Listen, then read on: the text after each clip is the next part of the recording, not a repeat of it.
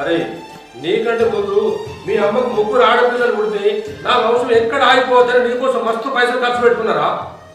నీ ఖర్చు పెట్టుకున్న పైసలతోటి బొచ్చడు భూములు కొందు, జాగలు కొందు, మేడలు కొందు, మిద్దలు కొందు. చెప్పవేలే ఏం చెప్పాలి, మన కర్మ అట్లా జరిగింది అని రాతగట్లుంది. కాలుకు బండదాకి పుండైతే ఏ మందో పెట్టి మగ్గించుకుంటాం కానీ కాళ్ళు కొట్టేసుకోం కదా. ఇప్పుడు ఆడ చేసిన పనికి ఆ దూరం పెడితే ఏమన్నా నచ్చదా?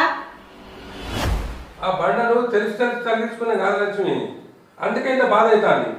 అరే 6 నెలలు కష్టపడి పండించుకుంటే పంటకి ఏమైనా అయితేనే తట్టుకోలేము. అసలుది ఈ నేల కాపాడుకుంటే మన వంశం వీటితో ఆగిపోతుంటే నా కడుపు ఎంత రగులుతుందని గిరికేనా లక్ష్మి? మరి ఏం చేద్దాం, అప్పుడే తిన్నద్దురా అంటే ఆడ మందయి సత్తనారే. ఇది మన గండానే పుట్టింది, ఇది పుట్టినప్పుడు చచ్చిపోయింది. ఇంత బాధ ఉండబో మన. అమ్మా ఏం మాట్లాడతావు?